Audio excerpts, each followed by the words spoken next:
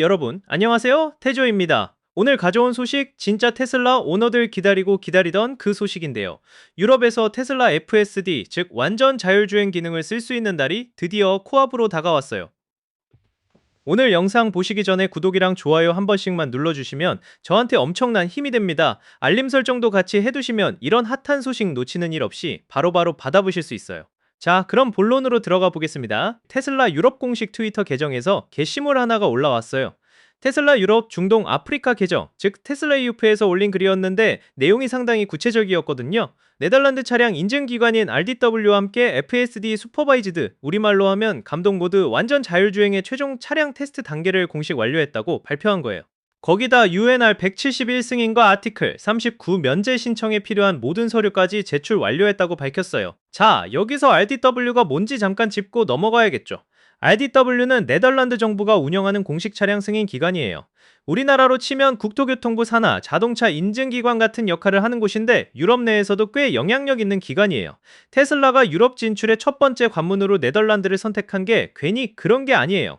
네덜란드에서 승인이 나면 유럽 다른 나라들도 상호 인정 협약을 통해 즉시 동일한 기능을 허용할 수 있거든요. 전략적으로 아주 영리한 선택인 거죠. 그런데 원래 RDW 승인 예상 날짜가 3월 20일이었는데 결과적으로 4월 10일로 밀렸어요. 약 3주 정도 늦어진 셈인데 그렇다고 실망하긴 이르죠. 이 일정 자체가 18개월에 걸친 긴 협력 끝에 나온 결과거든요. 처음 목표였던 2월 2026년 기한도 이미 한번 밀렸던 거였고 RDW 측에서 일관되게 강조한 게 있어요. 안전이 먼저고 기업이나 대중의 압박으로 일정을 당기지 않겠다는 원칙이요. 그러니까 3월에서 4월로 넘어간 것도 서두르지 않고 꼼꼼히 들여다보겠다는 신호로 해석하는 게 맞아요. 그럼 이 18개월 동안 테슬라가 유럽에서 얼마나 테스트를 했냐고요? 숫자를 들으면 진짜 놀랄 거예요. 유럽 도로에서만 FSD 슈퍼바이즈드를 총 160만 킬로미터 이상 주행했어요. 서울에서 부산을 왕복하면 약 800km 정도 되는데 그걸 2000번 왕복한 거리예요. 거기에 고객 동승 시승 행사를 무려 1만 3천회 이상 진행했고요. 트랙 테스트 시나리오도 4,500가지 이상 수행했어요. 트랙 테스트 시나리오도 4,500가지 이상 수행했어요. 트랙 테스트를 한 게 단순히 직선 주행이 아니라 각종 돌발 상황, 교차로 처리, 합류 차선 대응, 보행자 인식 같은 복잡한 시나리오들을 모두 포함하는 거거든요. 400개 이상의 규정 준수 요건을 다루는 수천 페이지짜리 문서도 제출했고 독립적인 안전 연구도 수십 건 진행했어요. 솔직히 말하면 이 정도 규모의 검증 과정을 거쳤다는 게 그냥 숫자가 아니에요. 테슬라 입장에서도 쉽지 않은 과정이었을 거예요. 미국에서는 훨씬 유연한 환경에서 FSD를 출시할 수 있었는데 유럽은 규정 자체가 완전히 다르거든요. 유럽의 규제 환경이 얼마나 까다롭냐면 유럽은 UN 유럽경제위원회 줄여서 UNEC 체계 아래에서 자율주행 시스템에 관한 초원격 기준을 적용해요. 그중 핵심이 바로 운 레귤레이션 171, 운할 171인데 이게 운전자 제어 보조 시스템에 관한 규정이에요. 과거 버전에서는 시스템이 스스로 조작을 시작하는 기능 자체를 크게 제한했고 운전자가 항상 감독해야 한다는 조건 그리고 국가별 또는 EU 전체 단위의 별도 면제 승인 절차까지 요구했어요. 미국처럼 일단 출시하고 나중에 업데이트하는 방식이 통하는 시장이 아닌 거죠. 그런데 2025년에 UNR 171 개정안이 통과되면서 상황이 바뀌었어요. 개정 내용에 손 없이 하는 고속도로 차선 변경이나 기타 자동화 기능이 허용됐거든요. 이게 테슬라한테 엄청난 호재였어요. 기술적인 장벽이 규정 수준에서 어느 정도 해소된 거니까요. 근데 원래 이게 이렇게 빨리 될 거라고 아무도 예상 못했어요.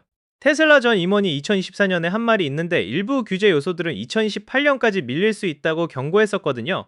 이유가 뭐냐면 단순히 자동차 기술 심사만의 문제가 아니라 각 회원국의 데이터 프라이버시 프레임워크, 법적 책임 체계, 그리고 이것들이 통일되지 않고 국가마다 다 다른 파편화된 규제 구조 때문이었어요.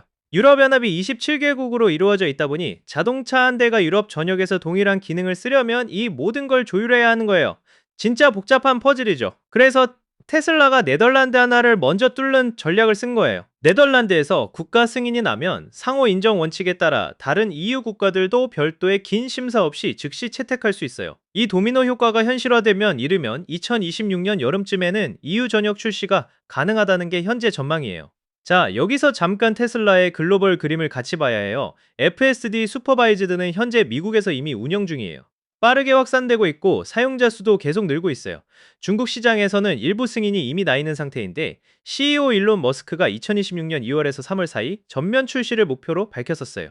다만 아직 데이터 보안 검토가 남아있어서 변수가 있는 상황이에요. 중국은 자국 데이터가 해외 서버에 전송되는 걸 굉장히 민감하게 보는 나라라서 테슬라도 이 부분에서 별도의 절차를 밟고 있는 거예요. 아랍에밀리트, UAE도 2026년 초 출시 예정 시장으로 잡혀 있어요. 이렇게 동시에 여러 시장을 공략하는 배경엔 분명한 이유가 있어요. 전 세계적으로 전기차 수요가 예전만큼 폭발적이지 않은 상황에서 테슬라는 하드웨어보다 소프트웨어로 수익을 끌어올려야 하는 시점이에요.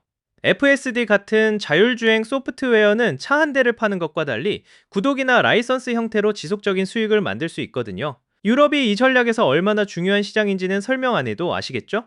유럽 테슬라 오너들 입장에서 생각해보면 진짜 오래 기다린 거예요. 미국 사람들은 이미 FSD 쓰면서 고속도로 핸즈프리 주행, 자동차선 변경, 자동 주차, 신호등 인식 등 다양한 기능을 체험하고 있는데 유럽에선 규제 때문에 그림의 떡이었던 거거든요. 테슬라도 그걸 아는지 공식 성명에서 인내심 있게 기다려준 이유 고객들에게 감사를 전하며 승인 직후 바로 기능을 제공하겠다는 의지를 드러냈어요. 정리하면 4월 10일 네덜란드 RDW 승인이 나면 테슬라 FSD 슈퍼바이즈드는 유럽 역사상 처음으로 공식적으로 운영될 수 있게 돼요. 160만 킬로미터 주행 테스트, 1만 3천 번의 고객 시승, 4,500가지 트랙 시나리오, 400개 이상의 규정 요건 충족, 수십 건의 독립 안전 연구. 이 모든 게 쌓인 결과예요. 18개월이라는 시간이 결코 짧은 게 아닌데 그 시간을 버텨낸 거죠.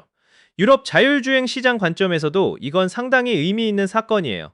테슬라가 EU 규제 체계 안에서 이 수준의 검증을 통과했다는 게 곧 다른 자율주행 기업들한테도 일종의 기준점이 될 수 있거든요.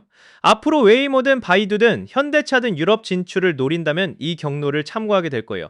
오늘 내용 어떠셨나요? 4월 10일 RDW 승인 여부, 태조도 계속 지켜볼 거니까 소식 나오면 바로 영상으로 찾아올게요. 이 채널에서 이런 글로벌 테크 모빌리티 소식 놓치고 싶지 않으신 분들은 구독이랑 좋아요 꾹 눌러주시고 알림 설정까지 해두시면 업로드할 때마다 바로 확인하실 수 있어요. 다음 영상에서 또 만나요. 태조였습니다.